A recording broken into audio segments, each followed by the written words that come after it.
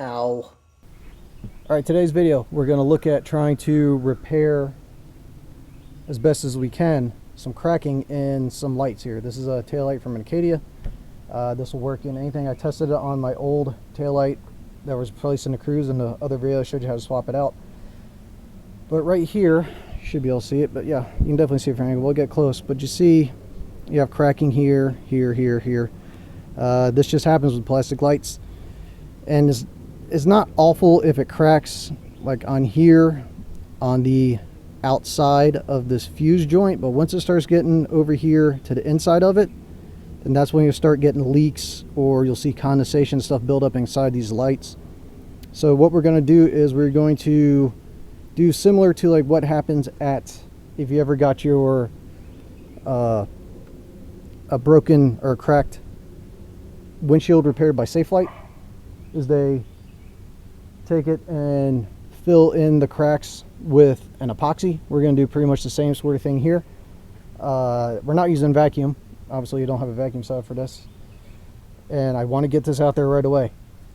This is not to make your headlights, taillights, whatever lights you do, look brand new. It's just not going to happen. You want brand new lights, go buy brand new lights. What this is going to do is stop this cracking from spreading any further. Ideally, when it's all said and done, it'll look just like the way it is now, but it won't get any worse. So that's what we're doing. So to do this, we're going to need a rotary tool, like a Dremel of some sort, with, where are you, camera, with the smallest engraving bit you can find. The smaller the bit, the smaller size channel we're going to make into the plastic, and the smaller hole we're going to have to fill up. We're going to do that. You're going to need rubbing alcohol to get it clean. You're going to need some paper towels, maybe some Q-tips. This epoxy is what I'm using. This clear Gorilla Glue epoxy. I used this before to repair the windshield in the Z28. When I got it, like the inner layer, because it's a two-piece windshield with a plastic film inside of it, the inner side of that, kind of broke out from the old rear view mirror, and I used this to kind of fill that back in and then attach the new mounting plate for new rear view mirror. So this stuff works pretty good. It does not get rock solid hard. It still has some give to it, but that's all right. You may need a pick to clean some stuff out. All depends on your situation, what you need, but you definitely need the tool and epoxy and alcohol and the paper towels for sure. I was just gonna say something else, I forgot. Whatever, we'll go. I'm sure I'll think of it as we go. So the order of operations, what we're going to do is I'm going to have my rotary tool set to the lowest possible speed, and I'm going to have a very light touch. I don't want to go and drill all the way down through it. And I'm going to follow the crack kind of slightly past where it is down to where it goes out, and I'm going to go semi-shallow, maybe a third of the way through, if that, and that's what we're going to do. So I'm going to just run through the process right now of doing this. You're going to want to be able to support this the best you can, and just control what you're doing. All right, best of luck to you.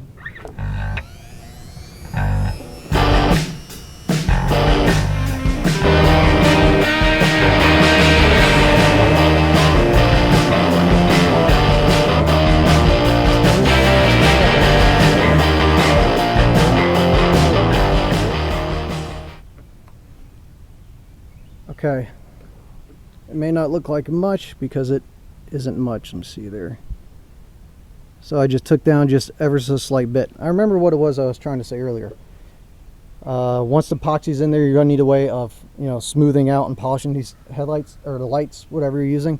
I'm using the same kit that I did for the headlight restoration video. So I will link that video in the bottom. I may even add a card if I can figure out how to actually add those things that people do. So right now I got that done. I'm going to clean it up, but also too, there is a channel right in here where the pieces kind of bend up and form together. I can't really get in there with the tool, but it's kind of cracked a little bit in the channel. So what I'm going to do is I'm going to clean that out the best as I can. And I'm also going to put some epoxy down in there when I do this to try and seal that up on the backside there as well. But now it's time for the cleaning, and it's super simple. Just alcohol. Alcohol, alcohol, alcohol.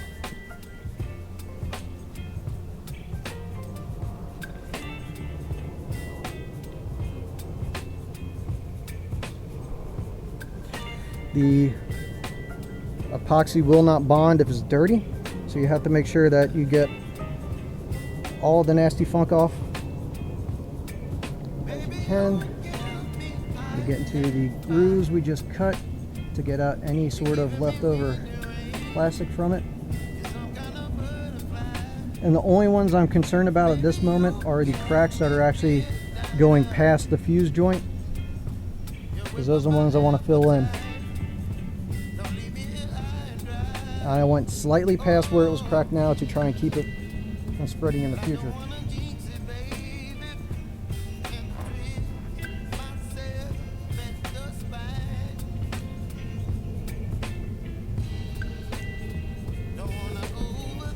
I'm gonna try and get this fuse joint here.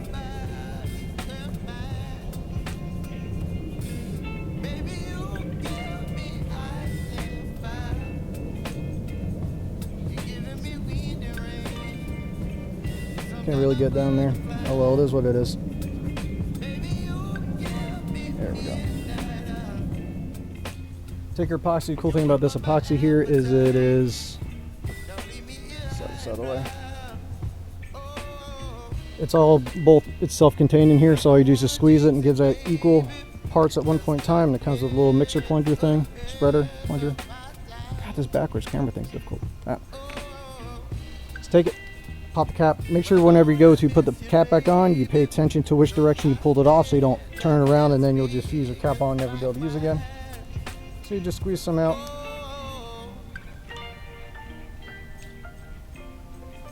It says it has a 5-minute kind of working time. So you want to mix this up for whatever direction, say I think it's like 20-30 seconds. And then put it on within 5 minutes, and then it's supposed to be all kind of set up and ready to go within 30. I'm gonna let it sit for an hour before I start doing anything else to it. Let's mix, mix, mix, mix. Can you see it? Mix, mix, mix, mix. Like you're baking or something. I don't know. I hate cooking, it's stressful as shit.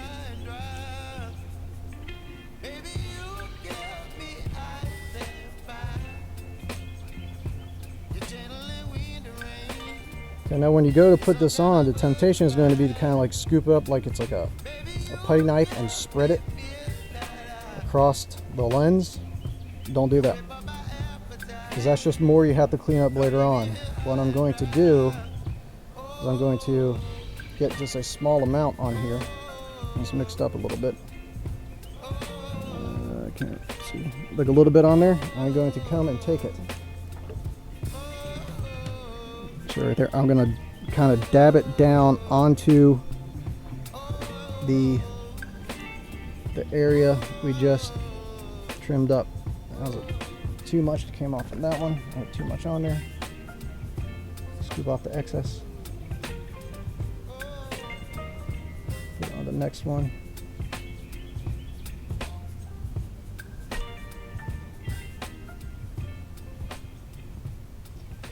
Now if you want to protect the light, the rest of the light and stuff, you can kind of mask the area off. Not terribly concerned about it, because we'll just clean up the excess here in a minute. I don't know how much you can see. I'm trying to do this in an area that I think you can kind of see. It's hard to tell when you're doing it one hand.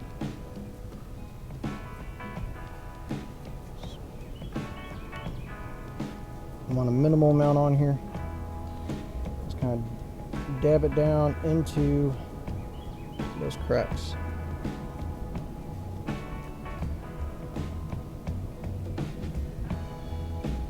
just like in the restoration, headlight restoration video, we will be sanding down the light. But we're going to try and avoid sanding down the entirety of the light because we just want to sand down the areas that need to be fixed. And this is not an exact science, so don't get super frustrated. Riveting content, I'm sure. Okay, let's see if we can see what it looks like. I don't know if you'll be able to see. Maybe I'll be able to tell when I go to edit this later how it looks on the computer, but it's just kind of, it looks slightly glomped up here.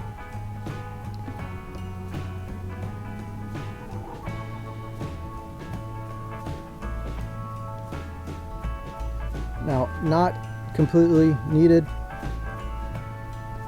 because it doesn't really do much, but I'm going to go grab a blow dryer or a heat gun if you have it. Just make sure you're careful with the heat gun, that you don't melt your plastic. But I'm going to go grab it and hit this epoxy with the blow dryer in an effort to make sure that we don't have any air bubbles in there. Air bubbles will kind of work their way out a little bit, but I want to kind of help it along, and I've learned that using a torch or a hair dryer or something like that when I did epoxy pour on a countertop works pretty well for that.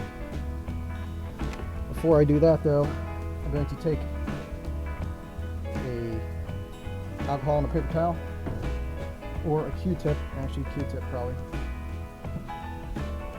Ready for this. And I'm going to get the areas around where I got some kind of epoxy spillover that I don't need, and just clean that up. That's why we use the alcohol, acetone, whatever else it says on the package works. And we'll do that, and that gives us much less to sand off in the future.